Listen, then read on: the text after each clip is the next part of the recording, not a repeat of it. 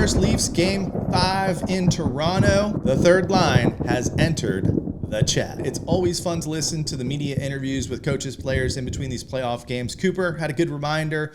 Bolts fans, we've been to 3 straight Cup finals, and it wasn't without our fair share of lucky bounces, calls that went our way. And think about this stat. Before this game, 5 of the last 9 goals were deflected by the Toronto Maple Leafs and went in. Almost unstoppable goals. You got to give Toronto credit for these. They got their sticks on those pucks, but there's a lot of luck involved in that. Yes, hand-eye coordination, you got to get your stick on it, but those pucks were perfectly deflected, and that's not always going to be the case, and it wasn't the case tonight. I thought another great comment was from Vasi. Maybe I'll buy some x-ray glasses was the quote from Vasi, and I love that because I love the big cat talking, because just like Shooter, the big cat never speaks. I know that this really affected the team because Cirelli, post-game, after Game 5, mentioned it in his post-game interview. They were making an effort to make sure that the goalie could see the puck. One lineup change in this game, and that was Mikey Eyssimont in for Tanner Jeannot. You take out the big guy, you put in the speed. Eyssimont got knocked out, literally knocked out, no call back in Game 1 when he got knocked out for the last couple games. But he is back in this game, and Cernak still out. From what I heard, he has a pretty serious injury, so I don't know if we'll see him back, and I don't think it is concussion related. It might be actually a combination of both. So we'll see if Cernak comes back. Eyssimont in for Game 5. First period, killer, scoring chance right away. Playoff killer is in effect. Doesn't bury that one, but he had, again, chances all game. He didn't have the 7 shots that he had in Game 4, but Game 5, he looked great. So did that second line. Again, that second line has been the best line for the Bolts by far in this playoff. The good times didn't last long in this game because Morgan Rielly gets a wide open chance in the middle of the ice, all alone. Somehow John Tavares finds him on a backhand, no-look pass. And Rielly from, right in the middle of the ice where you want it, with nobody around him, snipes it. I don't know what's the deal with Morgan Rielly, but he seems to find the back of the net a lot in this series. I think it was Mikey Eysimont's man, so a little bit of mistake by him to start off this game, but I hope he can make up for that mistake later. After Rielly scores, the Bolts immediately tie it. Cirelli, just seconds after, with a rebound goal, driving to the net. Yes, more of this.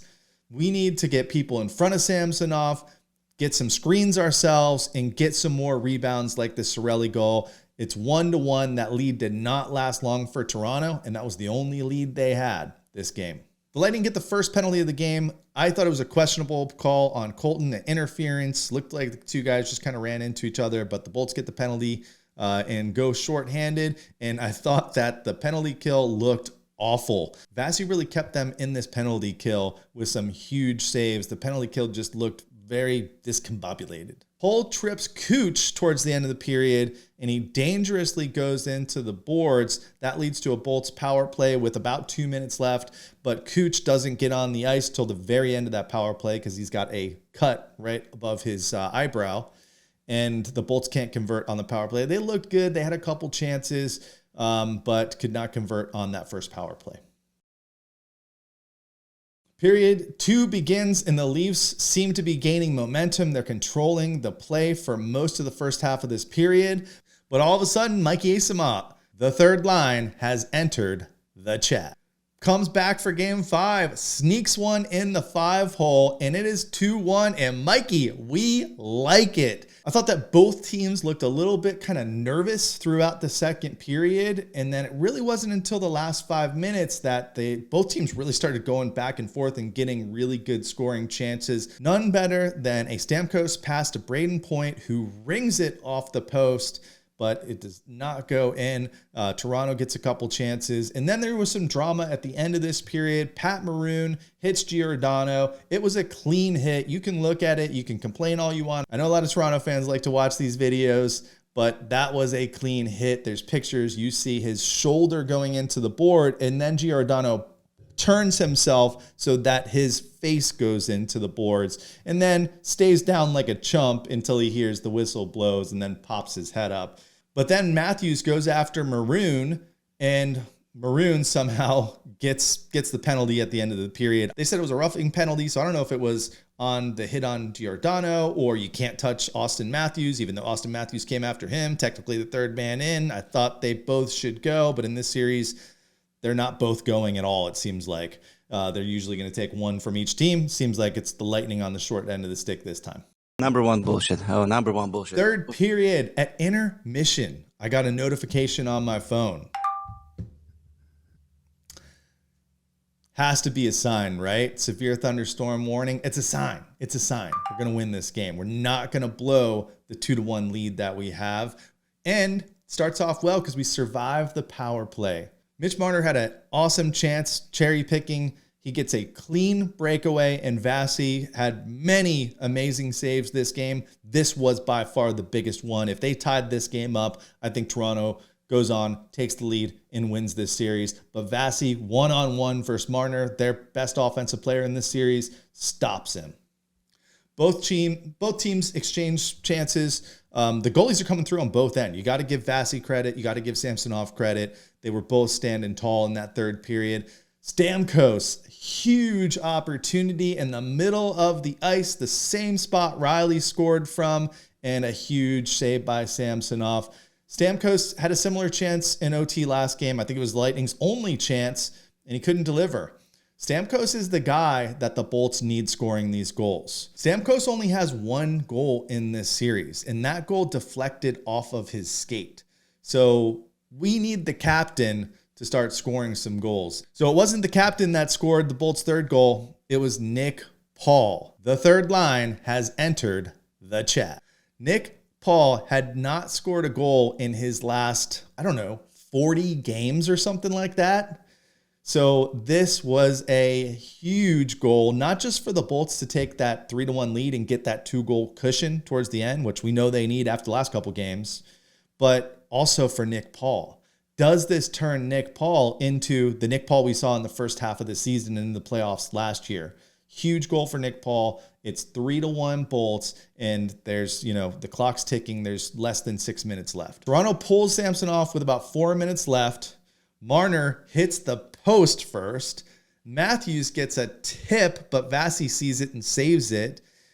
And then Matthews grabs a rebound and puts it in. It's 3-2. Here we go again. The Bolts are going to blow a lead for the third straight game.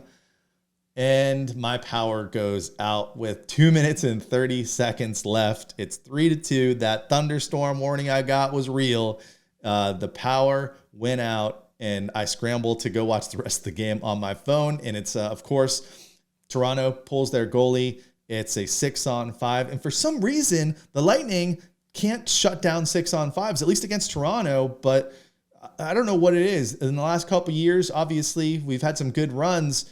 It seemed like we were really good at stopping and shutting down teams, even if they did have that extra man advantage at the end. But Toronto has got our number. And I know it's desperation mode, but why do they look so bad when it's 6-on-5?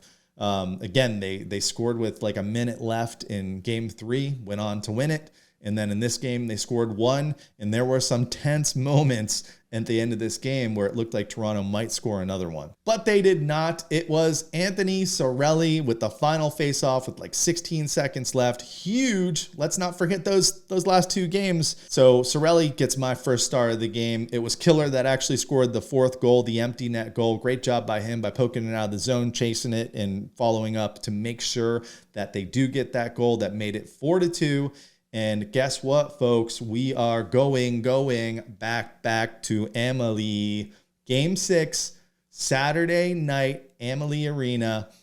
Listen, 2 goals in this game from the third line that I called out after last game. Asimont gets in the game. He was on that line. He broke the tie. Paul with the goal that gave them the cushion, got the monkey off his back. Huge that third line coming through in this game. But for the Lightning to win this series, Stamkos, Point, Cooch, Goose Egg, 0 points this game. Simply put, that has to change for them to get back in the series. No doubt about it. The good news is The pressure is all on Toronto. It's just going to get more and more. Their media and fans, you guys just fuel the fire and keep doing it. Because if the Bolts win Game 6, I don't want to get ahead of myself, but wow, that will be a tense Game 7 in Toronto. And I don't think it's going to be that tense for the Lightning. So we'll see what happens in Game 6. I know that the Lightning are obviously up against it still.